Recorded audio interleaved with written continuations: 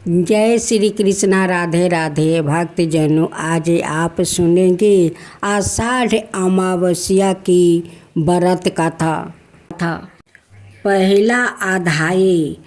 श्राद्ध पक्ष में सबर पितृ अमावस्या का बहुत ही महत्व है।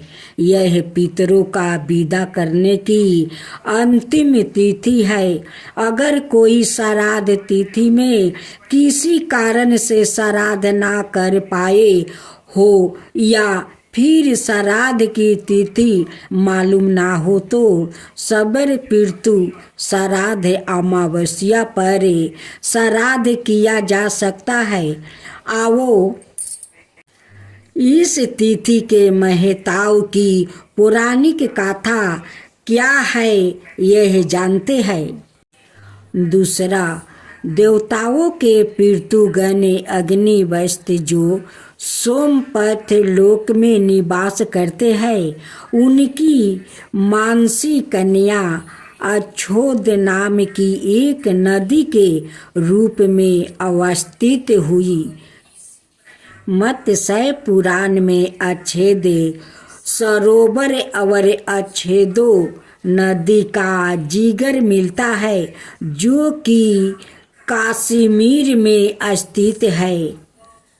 तीसरा, एक बार अच्छेदा ने 1000 बरस तक तपस्या की, जिससे प्रसन्न होकर देवताओं को पितृगण अग्निपद और महिष पद अपने अन्याय पितृगण अमावस्या के साथ अच्छेदा को वरदान देने के लिए आश्विन अमावस्या के दिन उपस्थित हुआ।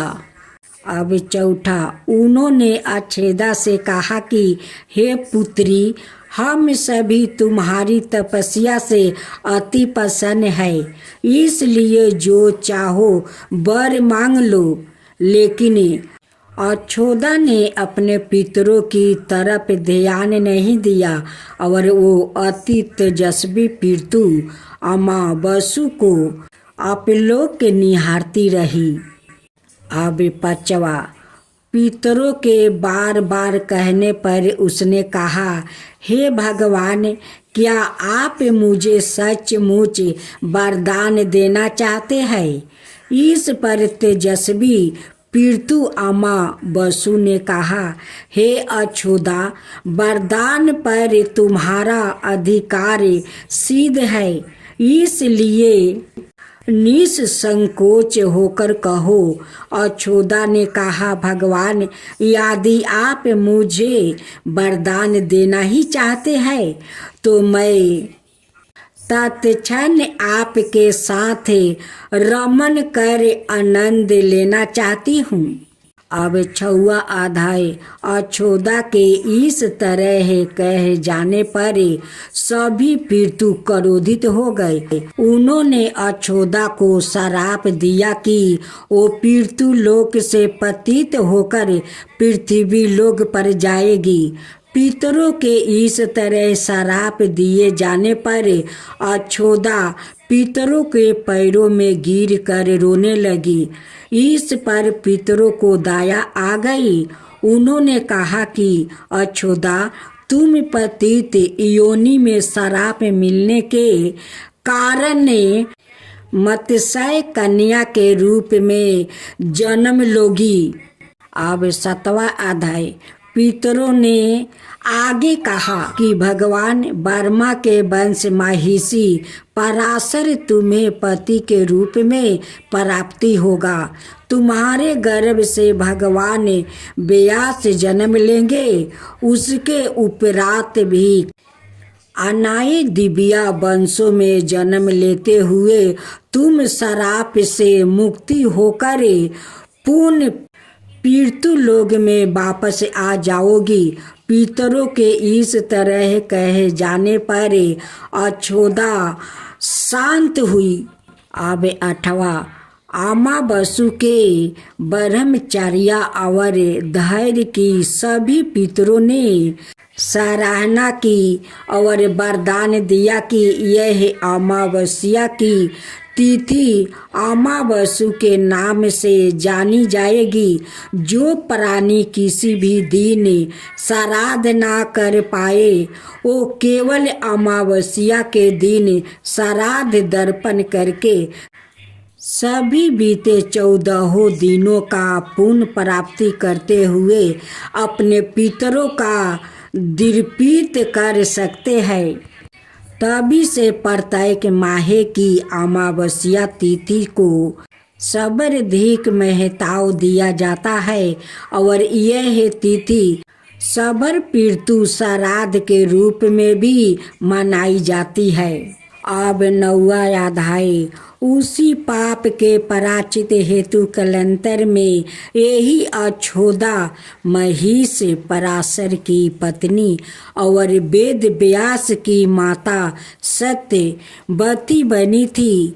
सत्य पश्चात समुद्र के वंशभूत शांतनु की पत्नी हुई और 2 पुत्रा चित्रागद्य और पवित्रा बिरिया को जन्म दिया था।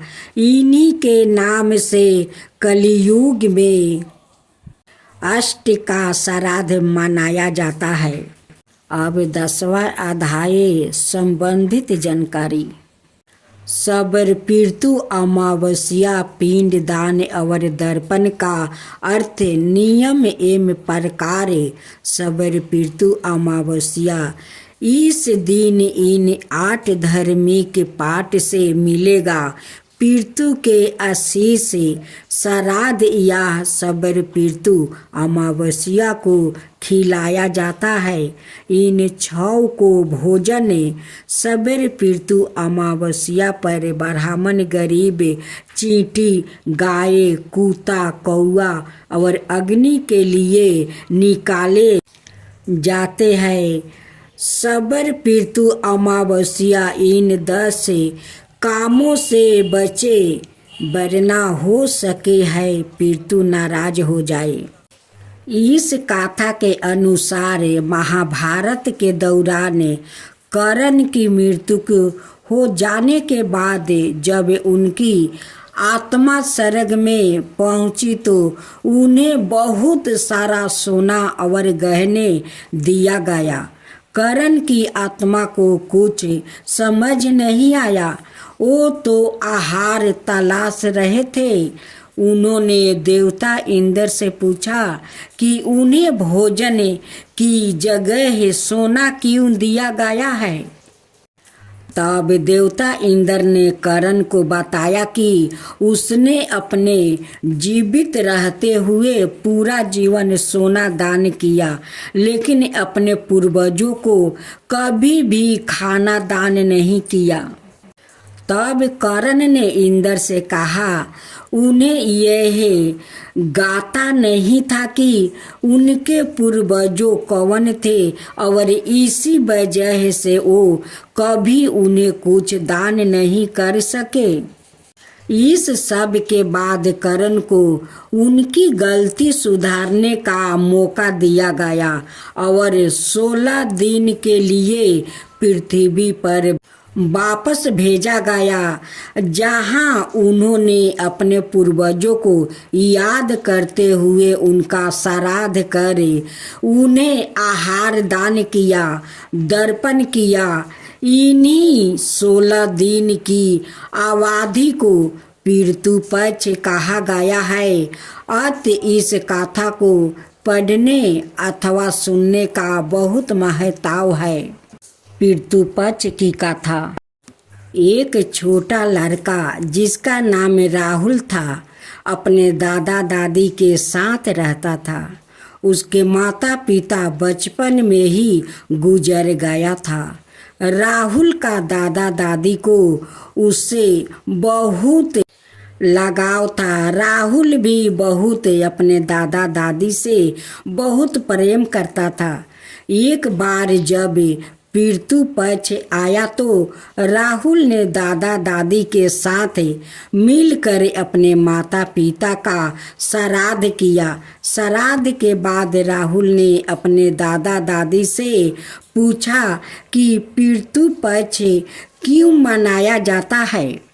इस पर उसके दादा ने जवाब दिया कि इस पितृ पक्ष एक ऐसा समय है जब हम अपने मृत्यु पूर्वजों को याद करते हैं और उन्हें श्राद्ध जीली देते हैं। साथ ही हम पूर्वजों की आत्मा की शांति के लिए उन्हें भोजन पानी और अन्य चीज़ें अर्पित करते हैं।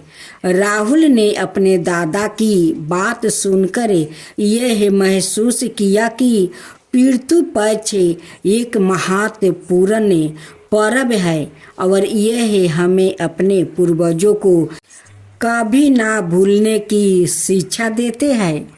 एक और कथा। रीमा की एक लड़की थी जो हमेशा दूसरों को मदद करने के लिए तैयार रहती थी। एक दिन रीमा मंदिर गई जहां उसने एक बूढ़ा आदमी को रोते हुए देखा।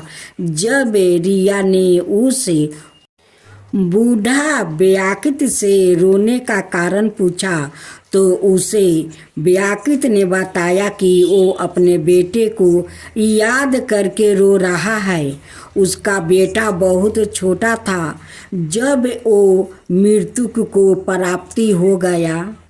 तब रीमा ने उस बूढ़ा आदमी को पितृ पक्ष के बारे में भी बताया और उसे संतान देते हुए कहा कि तुम्हारा बेटा अब स्वर्ग में है और वो खुश है। बूढ़ा आदमी ने रीमा को धन्यवाद दिया। रीमा ने पितृ पक्ष के दौरान उस बूढ़ा आदमी के बेटे के लिए श्राद्ध भी किया। साथ ही उसने बूढ़ा व्याकृत के बेटे की आत्मा को शांति मिलने की कामना की। एक और पितृ कथा। एक बार एक राघव नाम का एक लड़का जो बहुत मेहनती था, वो हमेशा अपने लक्ष्यों की प्राप्ति के लिए कड़ी मेहनत करता था। एक दिन राघव के सपने में एक बुजुर्ग आदमी आया जो उसे कह रहा था कि वो उसका पूर्वजो है। बूढ़ा व्याकृत ने सपने में राघव से यही भी कहा कि वो उसकी कड़ी मेहनत से बहुत ही प्रसन्न है। उस बुजुर्गो आदमी ने राघव को सलाह दी कि पितृ पक्ष के दौरान उसे अपने पूर्वजों को श्राद्ध जीली देनी चाहिए। राघव ने ऐसा ही किया और पितृ पक्ष के दौरान अपने पूर्वजों का श्राद्ध कर्म किया। पितृ पक्ष के बाद राघव का जीवन में बहुत ही संसार का बदलाव आया। वो पहले से भी अधिक मेहनती और अपने लक्ष्य के प्रति अधिक संपत्ति हो गया, जिससे वो अपने लक्ष्यों को हासिल करने में सफल हो गया। तब राघव को समझ आया कि पितृ पक्ष एक ऐसी अवधि है जिसे दौरान हम अपने पूर्वजों की आशीर्वाद प्राप्ति कर सकते हैं और अपने जीवन में सफल बना सकते हैं।